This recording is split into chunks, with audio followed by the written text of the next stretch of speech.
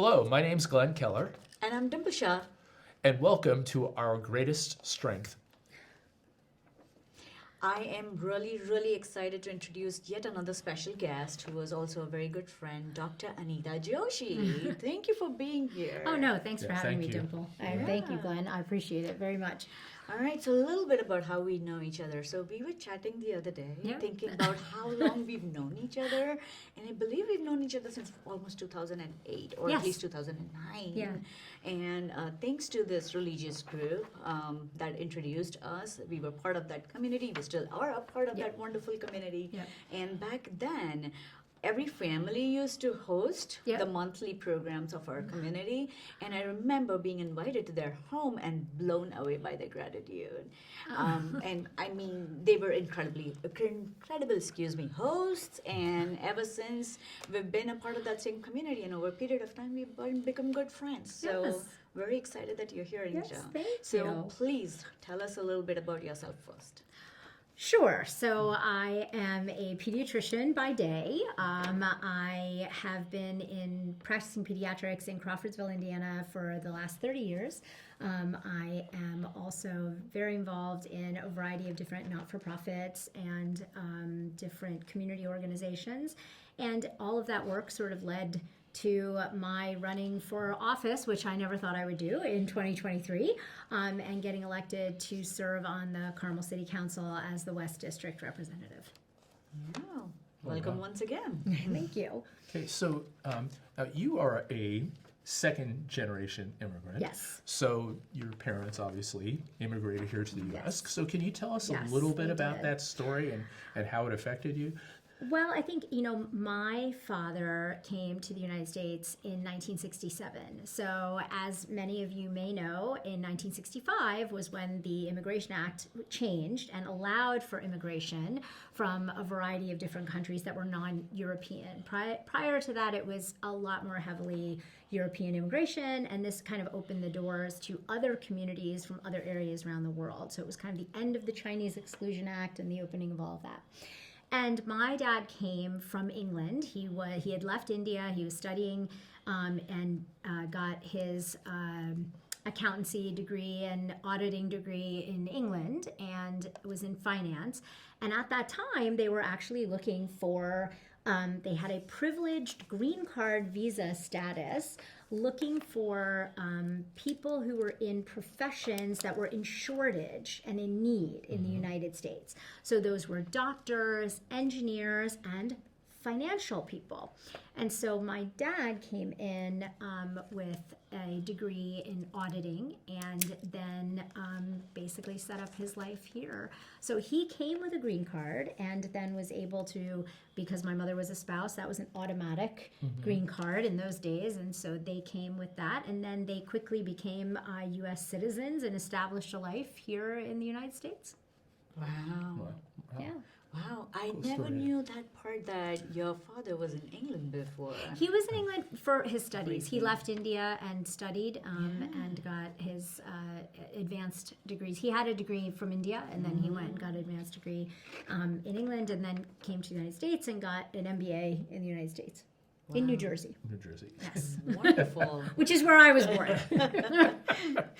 Amazing. Very nice. So, now do you feel more connected to your family's country of origin, not England, maybe India, or to the country that you were born and raised in, here in the US? And have you ever, just a tag along question, have you Sure. ever felt the pressure?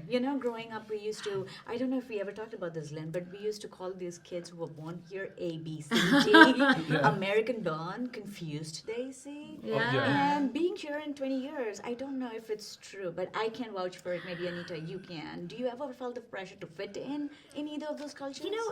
I think yes. I think we Yeah? all. Well, I think everyone feels a pressure to fit in, right? Especially as a child. Children always feel the pressure. They want to be like everybody else. They don't want to be different. They don't want to be singled out, right? So that is a universal human feeling. But I'm an American. I'm a born American.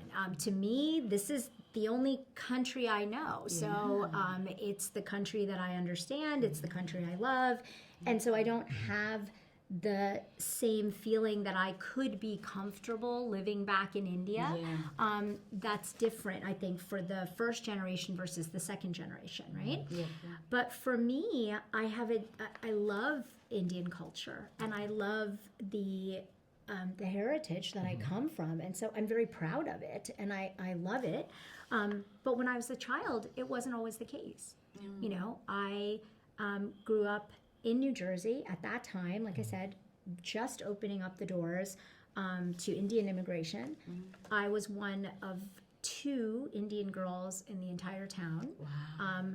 I was Anita and she was Sunita. And so I think they thought every young girl from India's first name had ended in Ita. But I lived in a primarily Italian town. Oh, So there was interesting. majority Italian immigrants and some German Protestant immigrants as well. But the Italian part of that was very strong. And they all had names that ended in vowels, so it worked out really well. So Joshi ends in a vowel, and that worked out, and so it was all right. I mean, I think we found a way to fit in, right? You do fit in. You want to fit in because you want to make connections. We're human beings. Yeah. We want to connect with each other. We want to be connected to our neighbors. We want to love each other, and I think ultimately that's what we truly do want. Sometimes situations don't allow for those things to happen, and people will try to separate people, but I am a firm believer in connection. Oh, wow. Yeah. Interesting. That's a great answer. Very interesting. So what do you wish people understood better about your experience as a second gen? Ooh, this sounds like it could be good. About your experience as a second generation immigrant, and then how do you think that background has shaped your worldview? So 2 things I would say to that. I think first, you brought up the ABCD concept, which for those of you who don't know is truly what she said. American born, so that would be me, confused, Right. Desi. So a Desi is someone who comes from India. That is they come from their Indian origin. Well, I now neither saw myself as a Desi in the true sense of that word because I didn't come from India. Right. But I was not confused about that at all. Yeah. I think the people who were confused are actually the people on the other side. They didn't know what to make of us. Yeah. Oh my God, that is lovely. I love that. That's really what it was. So it was their way of kind of, doing what other people do to people, and that's otherizing their own. Yeah. Because they didn't get it. Yes. I mean, you have to realize too, immigrants are a self-selected group, right? They have the ability to think outside of the box. They have the ability to give up everything they know, everything that's familiar to them, and show up with just the hope and the promise of something better, right? That genetics, that's what they give birth to. And so when you pass on those genetics, it is a different situation. And now you have a kiddo who really is an American with that genetics. It's going to challenge the traditional values of certain things back home. And that scares sometimes that older generation. And it means, oh, well, you'll forget who you are. No, I know exactly who I am. But you might be confused by that. Oh my God, I love it. I love it. It's so beautiful. I kept thinking about my child because every time I look at Dada, I'm like, yeah, he doesn't seem confused. And by 14 years, I would know if he is. Nope. So I'm like, I don't know where this Nope. came from and what is it I was missing. Nope. This is what I was missing. it, Thank right? you I mean, for saying that. It's true.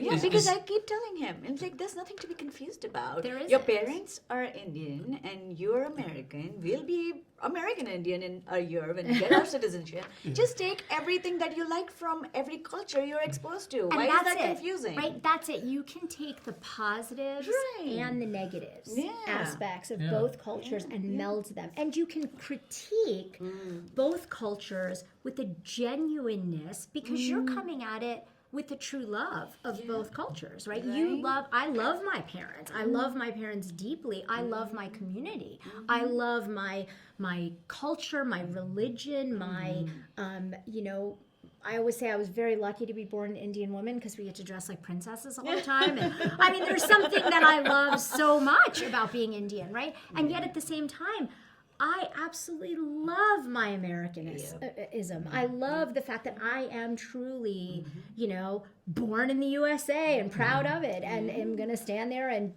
a Jersey girl at heart and very happy to be one, So I think that's my identity. And it's not that I have to pick one over the other. Oh my gosh.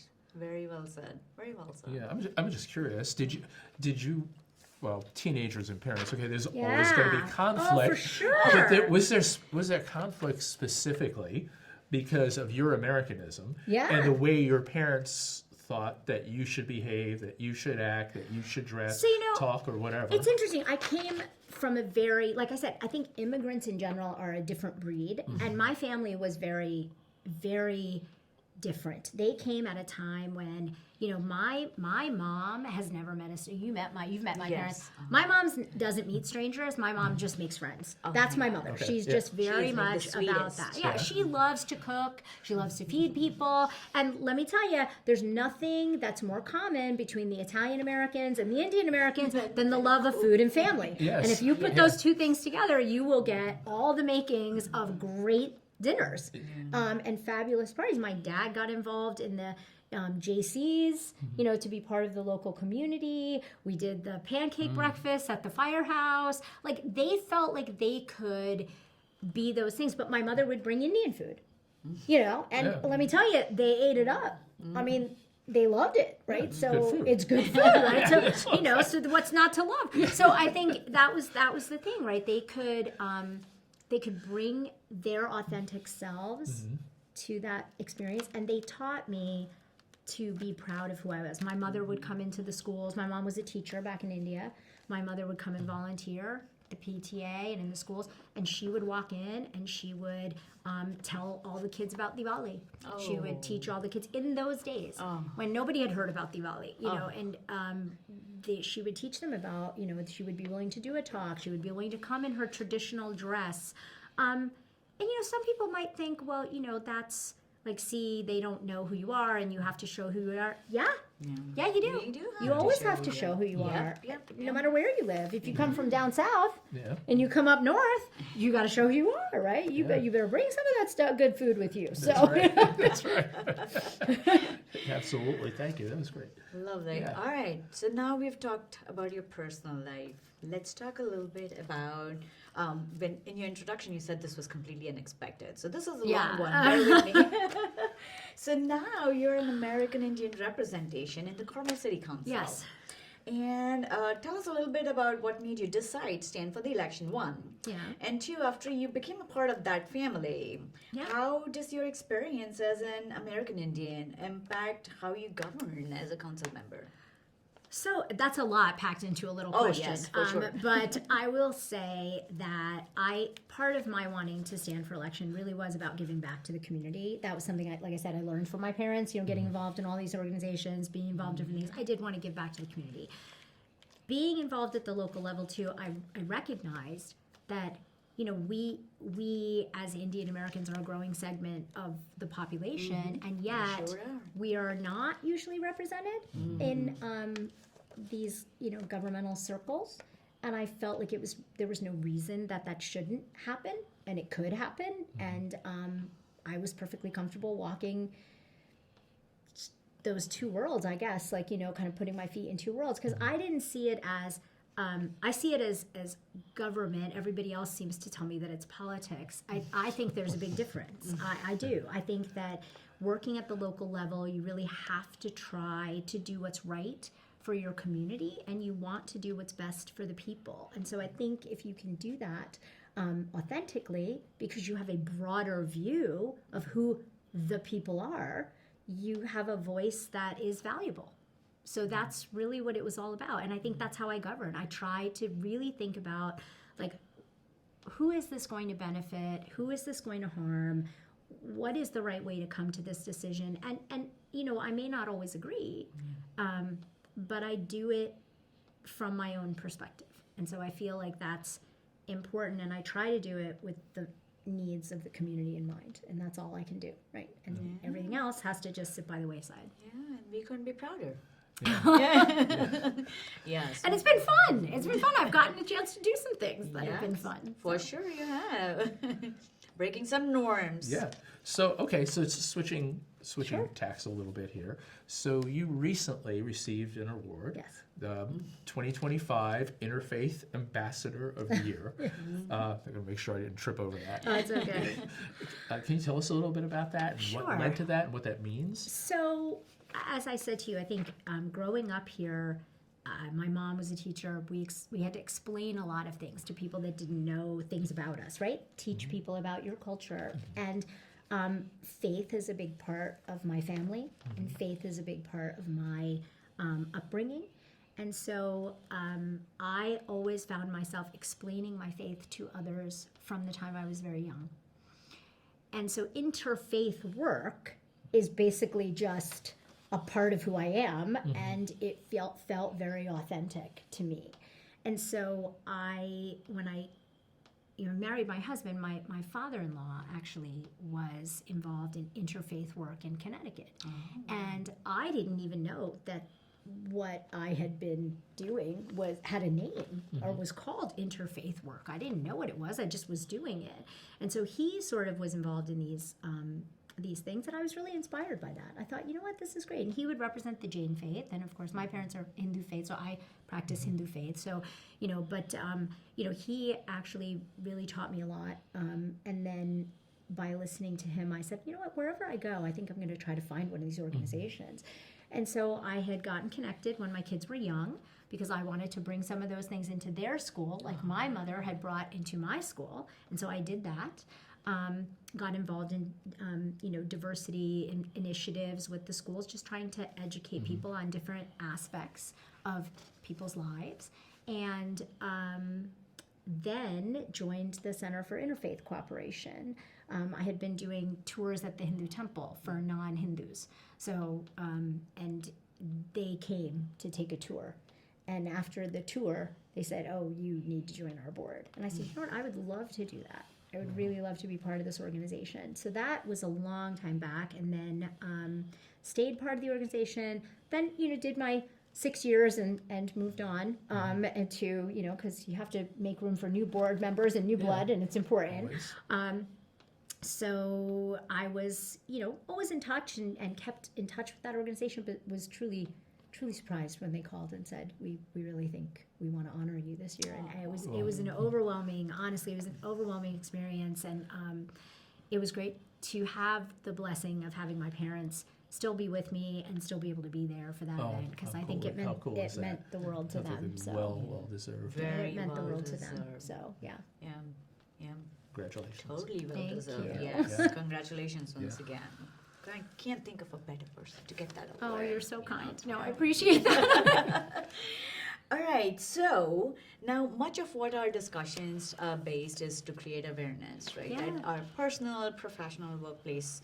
How do you show up as an ally? By everything that you've said, it just resonated so deeply with us, and I'm sure with our viewers. How do you show up as an ally in your professional and personal life for immigrants just all around the world? Yeah, I think first of all, you have to be authentic to who you are. People can see inauthenticity. They can see when you're Spot it. yeah, because when you're trying to be something you're not, you can only do that for so long. And I think for me, my allyship truly is natural. Like, I see myself as the daughter of immigrants, right? I am the daughter of immigrants. That's who I am. And immigrants are amazing people because, like I said, they come with these qualities. They are a self-selected group. They did all of this to be able to give back to the world some gift that they were given, right? And if you can't honor that, I don't know what we're doing here, all of us. Like, that's amazing. So that allyship is just out of humanness. And I think that's the biggest thing for me, is when I show up for different immigrant groups, and I show up for all different immigrant groups, not just my own. Yeah, I know. And it's because we are all human beings. And just by the fact that we're human, we deserve dignity and respect. And if we can understand that, look in each other's eyes and say, you deserve as much dignity and respect as I think I deserve, because you and I are the same, you can cut through a whole lot of stuff. Agreed. And I think Yes. that makes a big difference. So I speak to that whenever I can, bringing people together, creating community, and it's not inauthentic to do that. Love it. Authenticity. Yeah. Yep. So, in this country, Yes. we have a long history with immigrants, We as do. as you noted, we're all immigrants. So, your observation, Yes. what is it that we do really well? As you know, if you could take the U.S. as one culture, Yeah. what is it that we do really well, and what do we do not so well Okay. when it comes to welcoming and integrating Yeah. and helping immigrants feel parts of it? It's as part of our hard. It's community? hard. I mean, you made the statement as that if we can take the United States as one culture, Right. but that wasn't part of the deal, Yeah. right? Yeah. The United States, we used to say it was a melting pot. Yeah. But one of the reasons I love different organizations and sitting involved in them is truly it's a quilt, it's a patchwork, it's a weaving It is. together of all the different cultures. It's not meant to create, pea soup out of everybody. That's not the Yeah. idea, right? Yeah. The idea is to take all of the best pieces of what you had and knit them into this fabulously beautiful garment that we can all wear. And you can't do that unless you are naturally curious about other people. So that curiosity, I think Americans do have. I think we do that. We do ask. You're here right now for that very reason. Right. You're curious, right? There's a curiosity that comes from knowing that we all came from different places and we're living next to each other. So that curiosity we do really well. Right. I think what we don't do well is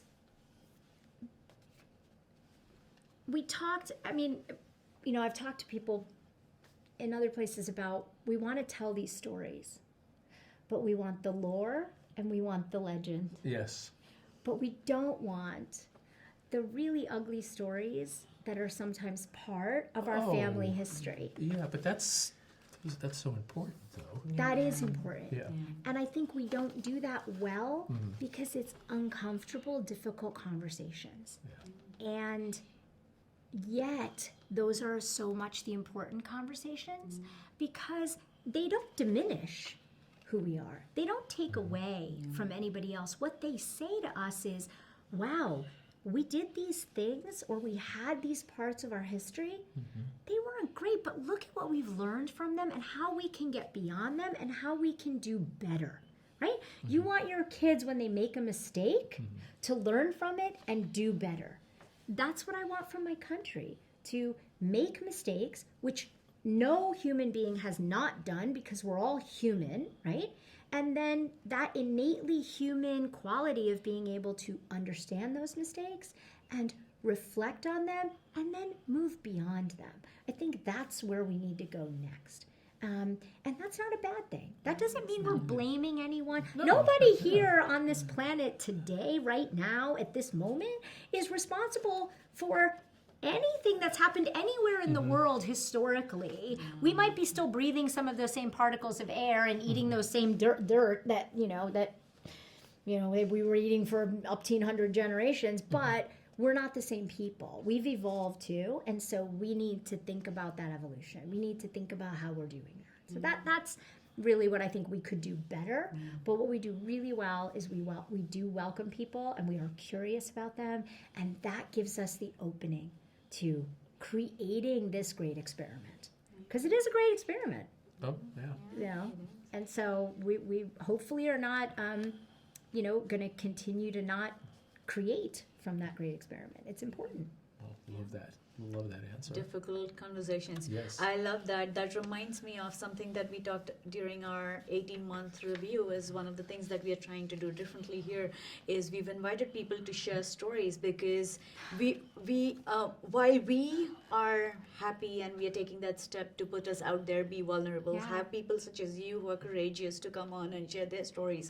We also believe that not everyone's comfortable doing that. No. But we still need to have those conversations. So hopefully this will be Yeah. another nudge that if you do have those stories and if you have those difficult conversations that you don't want to be a forefront for, let us know. Yeah. Anonymously, we'll be happy to have those difficult And conversations it's for not, you. It doesn't You know. need to be antagonistic, right? Yeah, It's a no, not conversation. at all. It's sharing a Yeah, story over a of cup of course. coffee. And sometimes And you have awareness. and you have a story that has, Yeah. you know, the best stories, right? The Yeah. best movies in the Yeah. world have laughter and tears. Yeah, yeah. Yeah. You need both. You need to be able to laugh and you need to be able to cry. You need to be able to be fully human. And I think that's what we miss sometimes. Yeah. Love it. I feel like we could chat with you for another hour. Don't you think, Glenn? But unfortunately, all You're- good things have Must to come come to to an end, right? But is there anything, Dr. Anita Joshi, that we haven't talked about yet that you would like to share or talk about? I or- think you guys are doing amazing work. I think these stories are so important. I think bringing people together in ways that they become even more knitted together in that fabric, right? So those stitches don't fray apart and come apart easily. They're bound together strongly. I think is what's so important. So you're doing. I just applaud what you're doing. I think it's Well, amazing. thank you. Thank you. Yeah, and thank you for so much. joining us. Yes. I know you're busy. It's Yeah. it's such a privilege. It's my pleasure. Okay. All right. All right. Well, Well, thank you so much for tuning in. Thanks again, Anita, for coming in. Really, we do You're welcome. appreciate you. and thanks for joining us. And don't forget to hit the subscribe button before you sign out. Thank you. Thank you.